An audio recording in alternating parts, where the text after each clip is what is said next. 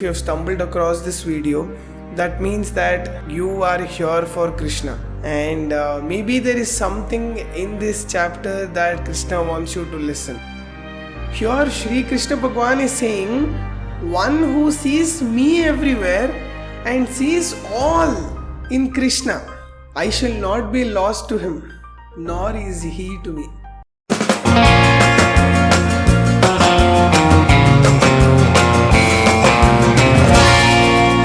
A Sankarshan Joshi trip.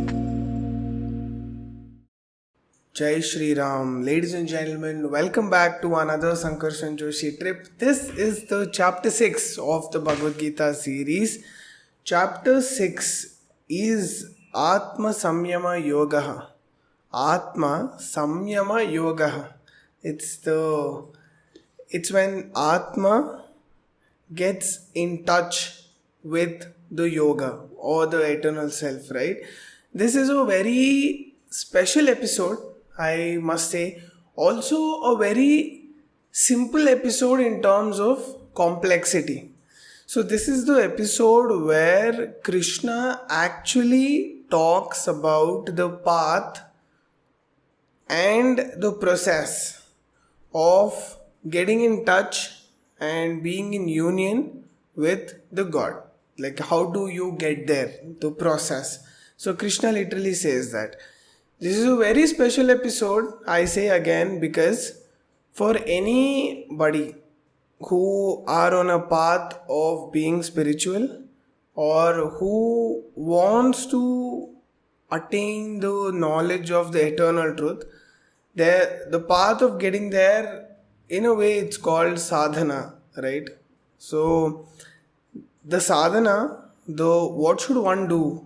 And Krishna sheds a light on that. So Krishna is the Jagat Guru, right? Like Krishna, when he was preaching Bhagavad Gita, he was not just preaching to Arjuna. He was preaching to all the Arjunas in the world that he knew that would emerge. And everybody has an Arjuna in them, right? That person, the part of us who has a lot of questions, a part of us where we want to know why we are born, what is it that we need to do, what's the point of this life, how do we break free from the shackles of the material pleasures, everybody has that questions, right? And the more I read Gita, the more questions that Arjuna asks I find very relatable. Those are very eternal questions. So Bhagavad Gita took place in the era of Mahabharata, right? Like that's long time ago, where though the material plane also looked very different, the mind state of people, the priority of people were completely different, right? But here now, we being in Kali Yuga, we being in the year 2023, a lot of the things that still make sense. The questions that Arjuna asks, I'm like, the same questions even I have in me, but I didn't know that I had those questions in me, that I needed those answers for those questions. So this is a very special episode in that regard. Like when I'm taking you guys through this chapter, and when I take to you guys to the part where Arjuna cross questions Krishna, where he asks more doubts to Krishna, those questions are very, very, very relatable. And please stay tuned till the end, because I feel that if you have come to this video, if you have stumbled across this video, that means that you are here for Krishna. And maybe there is something in this chapter that Krishna wants you to listen. So before we get started with the episode, I'd like to say one thing, that the Bhagavad Gita series is a part of this podcast, and each chapter comes alternatively. So I do an interview with a guest, and then comes another chapter. So just explaining you guys the structure of the podcast so that you guys know when to expect the next chapter of the Bhagavad Gita series. So without any ado, ladies and gentlemen, let's get into the chapter 6 of the Bhagavad Gita series. The chapter starts out with the Jagadguru Shri Krishna Bhagwan saying that actually he is defining what and who a yogi is, who a sannyasi is. So Shri Krishna Bhagwan says, it is he who is a sannyasi, it is he who is a yogi, who performs his duty without regard to profit. Not he who renounces the sacred fire and activity. So sacred fire and activity are the duties that we do as normal householders, right? Being a dad, going to work, like basically living in the society. When you're living in the society, there are certain responsibilities that you take up, there are certain occasions that you take up to be in that, and doing those, which is me, you, what do we do on a normal basis? So that here Krishna is referring to when he says the sacred fire and activity. So this is a very, very, very important part of this chapter, which is to understand who is yogi. What is it that yogi does for him to be a yogi? The definition of yogi. So here Krishna is saying it is he who is a sannyasi, it is he who is a yogi, who does action without any regard to the profit. So that is the definition of yogi. Not someone who just leaves everything, goes into a forest, cuts ties with all the societies and everything that has to do with it, and then meditates there, right? And so even though that is a part that has been talked about a lot in Hinduism and our cultural stories, we hear a lot of munis, we hear a lot of rishis, saints doing this, right? But that's not what being a yogi is. And this definition is going to be very helpful. So please keep that in mind. Know that which is called renunciation to be in fact yoga. O son of Pandu, for none becomes a yogi without renouncing sankalpa. You cannot become a yogi without renouncing sankalpa. Sankalpa meaning having a set of goals in your mind, right? Short term, long term. So having a goal, a set of goals, it's called sankalpa, right? Krishna is saying you become a yogi when you give up, when you renounce sankalpa.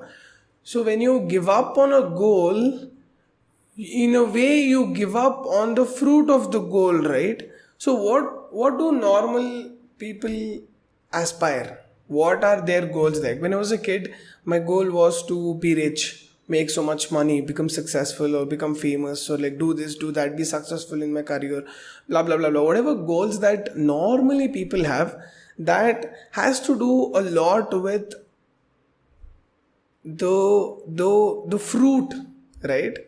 But giving up on those sankalpa makes you takes you one step closer to being a yogi. Shri Krishna Bhagwan then continues saying, for the wise who aspires to yoga, action is said to be the way. After he has attained, stillness is said to be the way. So here Krishna is saying for the wise man who is aspiring to realize God, action is said to be the way. Performing the right actions according to dharma, that is said to be the way. Once you have achieved that, stillness is said to be the way. Stillness meaning meditation, right? This is why Ramavatara came first, then came Krishna Avatara. So I did an episode on Ramayana with my dad, and so in that my dad says that Rama never really talked in terms of, he never preached people. What he did was he had a certain set of principles and dharma, and he did that no matter what, come what may. If the earth was shaken, if his entire world was taken away from him, he always stood by his dharma. He always performed the right action. Then came Krishna Avatar. where Krishna talks about yoga, Krishna talks about meditation, Krishna talks about existence, Krishna talks about knowledge, Krishna talks about how do you reach God. He became the Guru, right? But when Krishna says that, it just reminded me of the chronological order of how Vishnu Avatara took place, right? There is a lot of literal and metaphorical sense when it comes to Hinduism. Sri Krishna Bhagwan then continues saying, for a man who is attached neither to sense objects nor to actions, but has renounced all sankalpa, he is said to have attained yoga. So, yoga here it is being said as something that you can attain, meaning it's a state that you reach, right? Yoga is the path, yoga is the state, and yoga is also the process that you take, right? And in whichever context this terminology is being used, the sense changes. So the one who is neither attached to sense objects nor to action, and he has renounced all sankalpa, it is he who is said to have attained yoga. So here Krishna said there is a concept of yoga or the God or the eternal self that has always existed, and one needs to get in touch with that, right? And in order to reach that state, there are certain things that you need to have in terms of reflecting on your behavior or whatever actions that comes out of you, right? They are going to be in a way that that reaffirms the fact that you're not attached to sense object nor actions. So in the next course of this chapter, Krishna tells us how to get there. So I'm just telling this to you guys to establish a certain amount of context. Sri Krishna Bhagwan then continues saying, let a man rise himself through the self. Let him not debase himself, for he himself is his friend, he himself is his foe. To him who has subdued the self by the self is a friend. But to him of uncontrolled self, the self remains hostile like an enemy. Self, by the self, a lot of self is being used, right? So Krishna is saying that this physical body is also self. But there is also this thing internally, right? That internal consciousness that lies in everybody, that is also, that is actually the eternal me, right? That is me. So here Krishna is saying, in order for me to raise that awareness, I need to do that through this physical self. And I should not debase myself, meaning the physical body, right? If I make that unstable, then that internal rise of consciousness, that becomes super hard, right? Like one cannot do that, because to one their self is his friend. So when is the self friend? When he has subdued the temptations of this physical body. Like initially there is this analogy that I told in the, I am assuming it's chapter 1, I'm guessing, where Krishna says that not Krishna but Paramahamsa Yogananda, when he is interpreting Gita, he says that our horses are like our senses, they want to go in all direction. But Krishna, our intellect, our buddhi, our manas, the eternal self should be the charioteer. It should hold and it should take all the horses in one direction, because each sense wants to go in its own direction, right? So when you have subdued that, then the internal self is gonna rise. Then this physical self is your friend. But when though the physical self is uncontrolled, then the eternal self remains like a hostage in an enemy's territory. In one who is self-controlled and serene, the self remains equipoised in heat and cold, pleasure and pain, even in honor and dishonor. So here Krishna is saying, in one who is self-controlled and serene, one who is in that state, to that person, he always remains the same when there is heat and cold, when there is pleasure and pain, even in honor and dishonor. Like no matter what, he always remains the same. That's how much of a stability one will receive. That yogi is said to be integrated, who is content with the knowledge and wisdom, unshaken and master of his senses, and to whom a clod, a stone, a piece of gold are the same. A yogi who is said to be in union with the God, who is content with the wisdom that he has. He is also the master of his senses, to whom a clod, a stone, a piece of gold, all are the same. Mastering your senses. As simple as those words sound, isn't that the hardest thing to achieve? Because I'll just give you guys an example of my own self. This is actually the second time I'm recording this podcast, because yesterday I did the recording, but when I opened the laptop, there was some technical error and the recording got lost. And I was just all over the place mentally because there's so much of thoughts that I said. So this process of talking to you guys, this has zero script. None of this is scripted. There is so much of idea generation that happens in the place, and when it was done, I put in a lot of effort, physical effort, mental effort. There's so much of the excitement that I had, but now that I can't put that out, I became very low, and I gave in to the grief. And this is not an act of someone who has mastered his senses, right?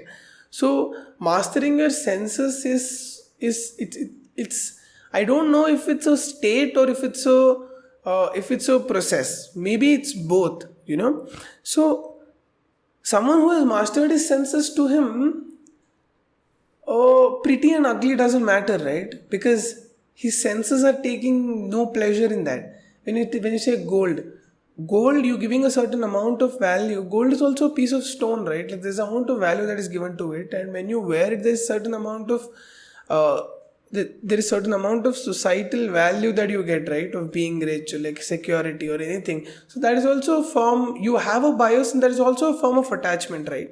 So when you are a master of your senses, when you are in union with the God, you are serene. You are like a pond where there is no wind, where there nothing is moving in it. You know how stable the surface of the pond would be? That's how one would be. Preeminent is he who looks with an equal eye on the well-disposed, the friend and foe, the neutral and indifferent, the estranged and related, the righteous and unrighteous. Sitting alone in solitude, the yogi should meditate with the mind controlled, free from desire and possessiveness. So in the first bit, what Krishna is saying is such a beautiful thing, right? Like when I just imagine Krishna saying these words, it's giving me a certain amount of calmness, So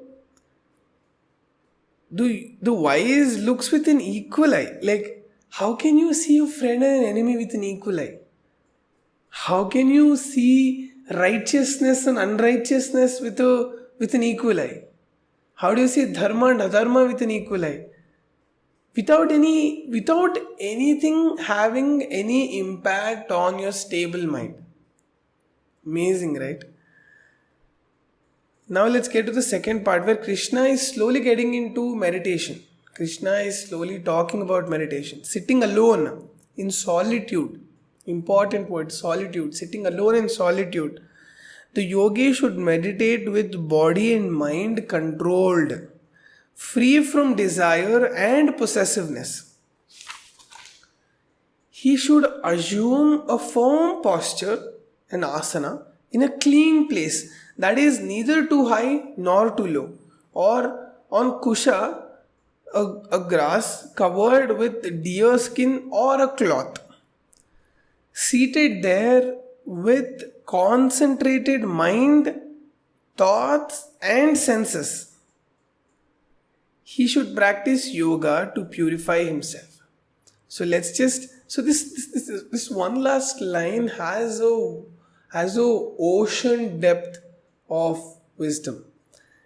One, with his mind concentrated, his thoughts and senses under control, he should practice yoga to purify himself. So this is a very important statement, because you go to a temple, you experience a certain feeling, a certain jolt of happiness. I've seen people, when they go to temple, they cry, and I've also experienced things like that. And there is certain amount of overwhelmed love that you feel, right? And sometimes that might not carry over. Like you might not experience that all the time when you go to temple. So that is when the thing about practice and discipline comes into play, right? So here Krishna is saying that controlling your mind, thoughts and senses, like you need to keep doing that as a workout, essentially, where you're sitting in a place, in a clean place, on a place that is neither too high nor too low, and you're sitting on a piece of cloth or a deer skin, where you're trying to control all of these things, and you're practicing, and you're trying to reach there, to practice yoga to purify himself. You gotta keep doing that to purify the self. With body, head and neck erect and motionless, gazing at the tip of his nose and not looking about, serene and fearless, let him sit, firm in his vow of celibacy, with mind controlled and turned to me, integrated and intent on me alone. Krishna literally is giving a hand guide to meditation. So meditation is one of the process of reaching God, right? Meditation has become such a buzzword where you just close your eyes and sit, right? Meditation is, it's not what people think it is. Meditation, or you say yoga, there is a certain amount of discipline that comes to it, and you have to do it in a certain way. That's why when you see different schools of thoughts and different set of gurus have their own sense of this meditation. Let's take Sadhguru. Sadhguru has this inner engineering, right? And Shriyam also gives initiations for Kriya Yoga. And there are a lot of people that are not famous, but they are actually God sent. In India we have so many gurus like that. So each set of gurus has their own way of discipline that you got to keep doing it. But the essence and the base of it is practice. You gotta keep doing that. The discipline of it, it's that. And Krishna literally here is giving a hand guide on how to meditate. Guys, Krishna is Jagat Guru. If you're waiting for a path all your life, like what should I do spiritually in order to reach God, Krishna is Jagat Guru. Krishna is your Guru. And this, me telling you, think of it as a sign. And think of it as Krishna is giving you an Upadesha. Krishna is saying, with your body, head and neck erect, motionless, gazing at the tip of your nose and not looking about, not letting your mind wander anywhere else. Serene and fearless, sit in that place, firm in the vow of celibacy, with mind controlled and turned to me, integrated and intent on me alone. Like if your mind is wandering away, you hold that and bring it to Krishna. You hold that and then bring it to Krishna. All you got to do is think about that. Keep practicing this. So here Krishna is saying, with the firm in the vow of celibacy. Celibacy meaning brahmacharya, right? Brahmacharya is technically, when according to Vedas, it is not giving up on the intimate aspect of a relationship, right? You gotta take the context. Krishna at the start says that yogi is not someone who gives up on things and then, gives up on this material existence and the daily duties of a householder and then going to forest. Like that's not what yogi is, right? That means you are a part of it. That means you are a part of family. That means when you're part of family, there are certain things that you do. In that procreation is one of the aspect, right? So according to our Vedas, brahmacharya is not being sexually active. That is one definition. There is also other definition of brahmacharya that says that there are certain dharma, there are certain principles that fall under the category of dharma that says what is not right. So there is dharma, artha, kama, moksha, right? Whatever kama, the feeling of arousal or the feeling, the lust, the energy that is the source of procreation, that needs to be expressed in a dharmic way. In the sense that should be only with your dharma patni, who is your wife or your partner, your husband, right? And also according to your Vedas, it also says that there are certain occasions on which you're not supposed to experience pleasure or be intimate. In a day, evening times, right? There are certain periods in the day that are meant to think about God, that are meant to be in the process of getting in union with the God. Such is the evening times, right? The evening or the morning time. The first thing you do when you wake up, you don't give in to these. These are not the things that you do when you wake up in the morning. There are certain rituals that you are supposed to do as a householder, as a man, as a husband, dharmically. To understand more of this, I think you guys should read Ramayana or listen to Ramayana to understand that. So when you follow, or when you are in a relationship and you get intimate, and that intimacy falls under the pretenses that it is dharmic and it is righteous, then that is also considered to be brahmacharya. So now that I've explained that, I actually have a lot to say about this topic, but I don't want to get on a tangent and then take up a lot of your time. So I'll just get going. So, thus, ever steadfast in this manner, the yogi of controlled mind attains the supreme peace of nirvana, which is in me. Ever steadfast in this manner, like you got to keep practicing in this path. The yogi of a controlled mind attains supreme peace, nirvana, which is with Krishna, which is in him. Krishna says, which is in me. Yoga is not for one who eats too much or fasts too much.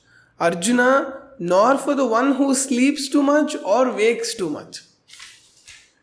But for one who is a yogi in his eating and recreation, and a yogi in his activities, a yogi in his sleeping and his waking, yoga becomes the destroyer of suffering.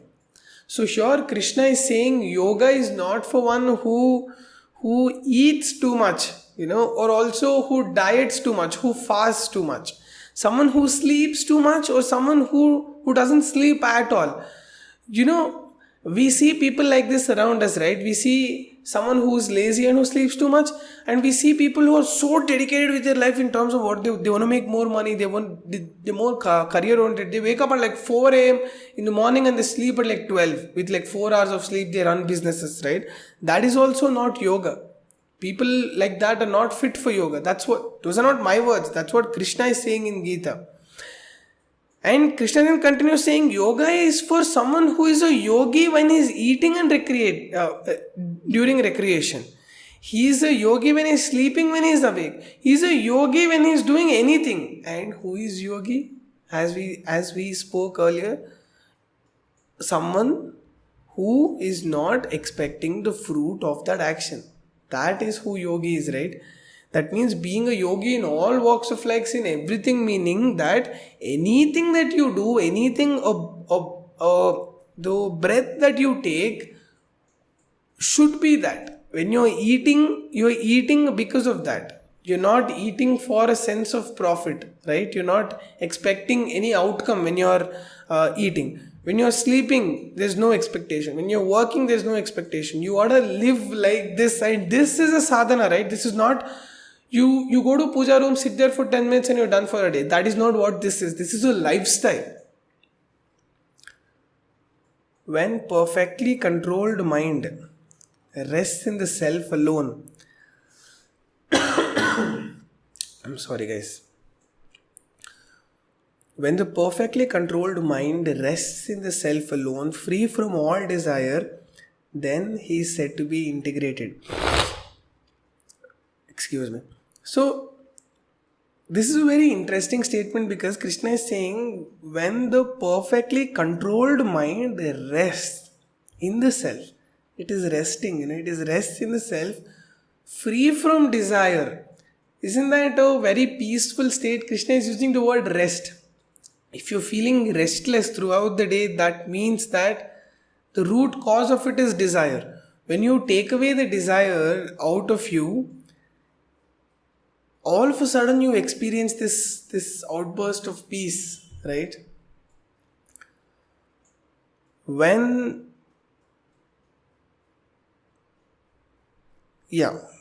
Sorry guys. Shri Krishna Bhagavan then continues saying, to a lamp in a windless place which does not flicker, he is compared a yogi of a concentrated mind, meditating on the self. When the mind, disciplined by yogic practice, attains quietude, and when seeing the self through the self, one is content with the self. Here Krishna is saying, when the mind disciplined by yogic practice, so that's what we've been talking so far, right? Yogic practice and discipline. When you keep doing this, you purify yourself, you reach to a point of quietude where you start seeing the God in you. You start seeing that eternal self, and you are ever content. You are ever content. When one knows that infinite bliss which can be grasped only by the intellect, which is beyond the senses, and one who is established in that never steals from truth, which having attained, one conceives no higher gain, in which established one is not moved even by a great grief. Then can one know that this severance or viyoga from union with suffering is called union, yoga. In this yoga, should one preserve with an undesponding mind. So let me just take a step back here. Here Krishna is saying, earlier to this Krishna has said that when one has reached to that state, right, the state that Krishna described, one is not even moved by a great grief. Then can one know that this viyoga, or this detachment from being in union with the desires or whatever. So rather than being in union with the internal self, we are in union with the external self. Either talking to people, anything, right? The causes of suffering happens externally, right? It doesn't happen internally. So when you detach from them, when you detach from the things that cause suffering, then you move internally. Then you go and get union with the God. And in this yoga, one should preserve with an undesponding mind. Undesponding mind in the sense, this mind where undesponding, meaning that you have a certain sense of stability of your mind, your emotions, your thoughts, you don't let your mind spiral down with suffering. Sri Krishna Bhagwan then continues saying, giving up every single desire born from Sankalpa and completely restraining the sense organs by the mind from every outlet. One should gradually attain quietude. And with the intellect, the buddhi, held steadfast and the mind sunk in the self, allowing no thought to arise. It's just beautiful. Giving up every single desire born from the set of goals that you keep in your mind, completely restraining the sense organs by the mind from every outlet, because taste, right? Taste bud. So that outlet wants its own thing that gives its pleasure. The thing that gives my taste bud pleasure might not give my skin pleasure, right? So every single outlet you slowly start restraining, and gradually you control your sense organs from every outlet, and then you gradually attain quietude. With the intellect held steadfast, the mind sunk in the self, then no thoughts arise. To whichever side the restless and unsteady mind wanders away, one should check it and bring it back to the controlled self. To such a yogi as this, the mind lives in tranquility, passion free, sinless, and one with the Brahman. Then he experiences complete bliss. Thus, engaging constantly in yoga and free from sin, the yogi easily attains the infinite bliss of contact with Brahman.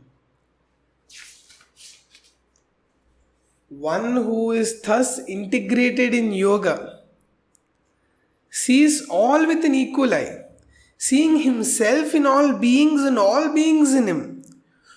One who sees me everywhere. Here Sri Krishna Bhagwan is saying, one who sees me everywhere and sees all in Krishna. I shall not be lost to him, nor is he to me. That yogi who is established in that oneness worships Krishna in all beings. He dwells in Krishna. Even though he is active in all ways, he is still dwelling with Krishna. Because he is seeing Krishna in everything and he is seeing Krishna in everybody. When you are seeing Krishna in everybody and everything, there is no place for any negative emotion. Isn't this the beauty of Bhagavad Gita? This is the beauty of Krishna. This is the beauty of Hinduism. He looks everywhere with an equal eye, Arjuna, and regards the pain and pleasure of others as his own. Then he is considered to be a perfect yogi. This is the message to the entire humanity, regardless of what caste, creed, religion you belong to. Here Krishna is saying, a yogi is someone who considers the pain and pleasure of others as his own. Such a selfless being, right?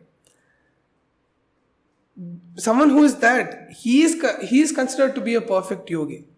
To that, Arjuna responds, this yoga of equanimity and calmness that you are preaching, Krishna, seems to me to have no firm endurance, owing to restlessness of the mind. For the mind, O Krishna, it is restless, it is turbulent and strong and obstinate, as hard it is to control, I believe, as the wind.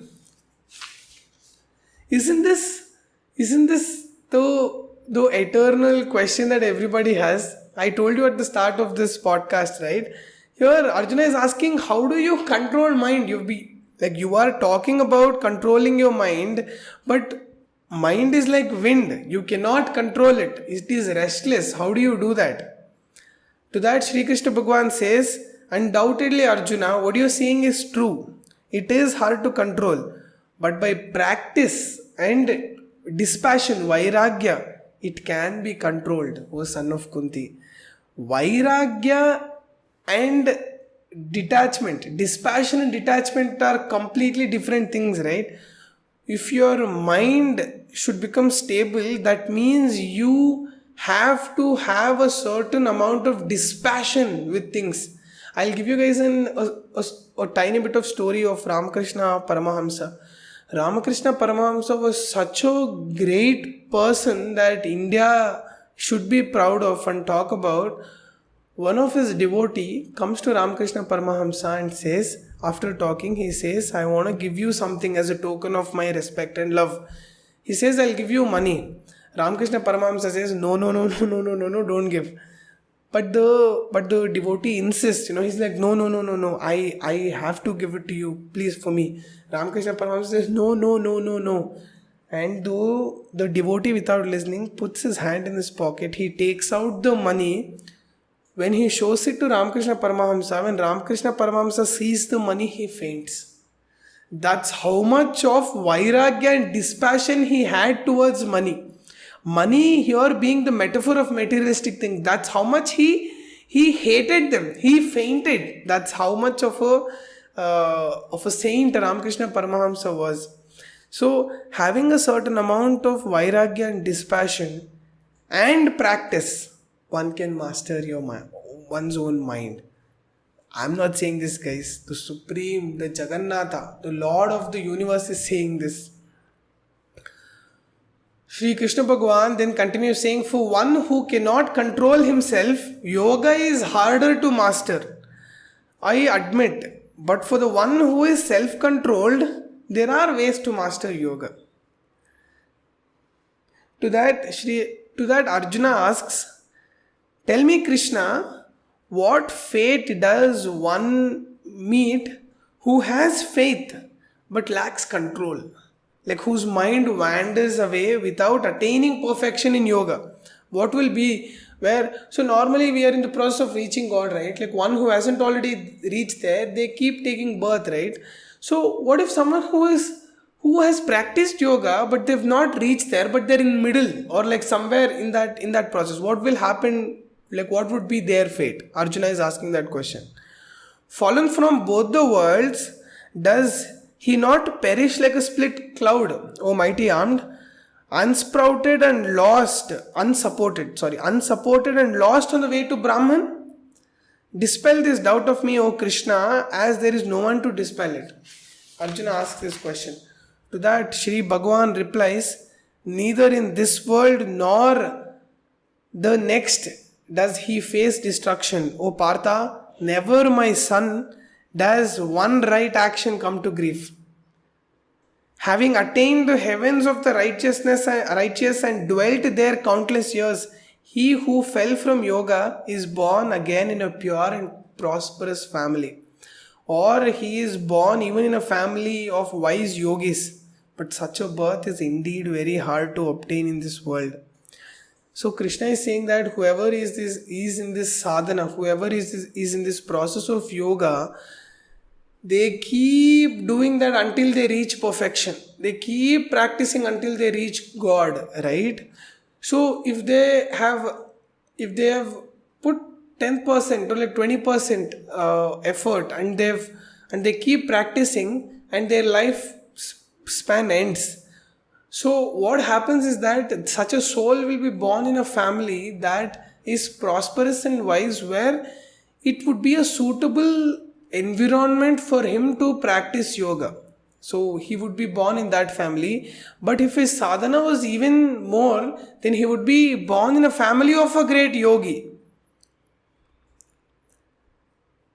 There, O son of Kurus, he regains the yogic understanding he had acquired in his former body and strives more than then for perfection. His journey in the spirituality continues in his next life. Like wherever he left off in his previous life, right? He continues from there. And he is carried forward even involuntarily by his former practice. Even he who merely aspires to yoga goes beyond the scriptures.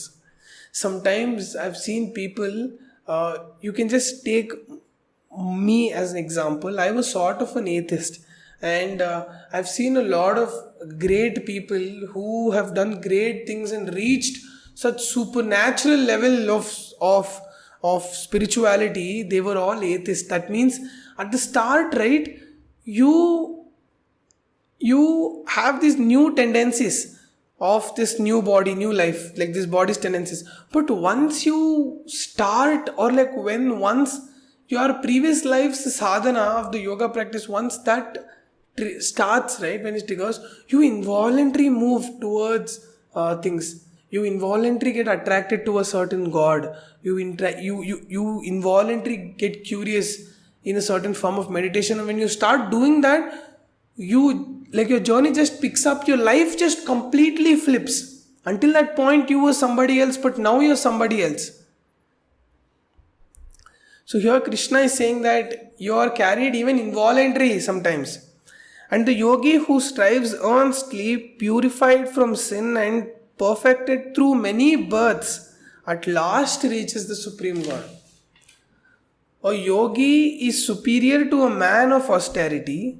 He is considered superior to a man of knowledge, superior to also the man of action.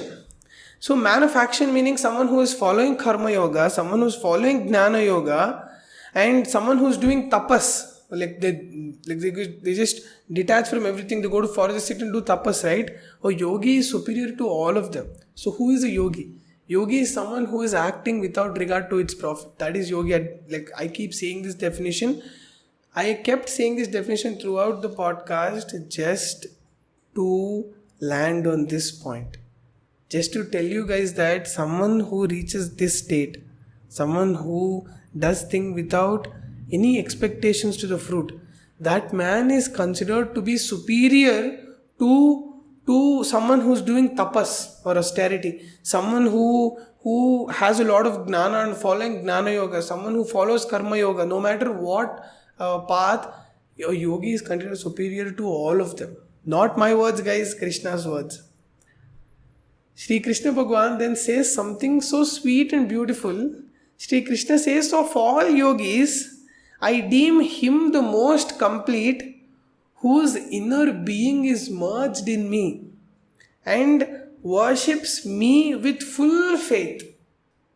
So, Krishna saying this is so beautiful and sweet, right?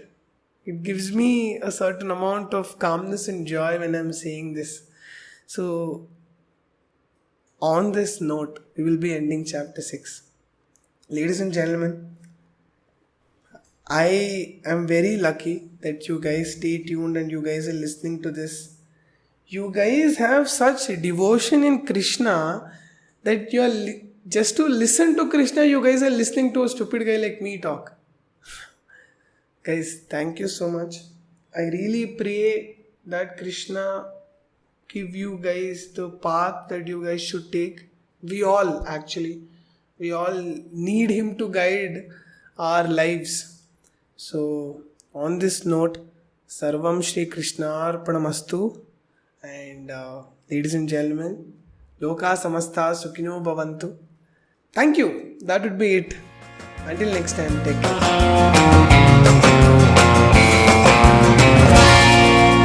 A Sankarshan Joshi trip.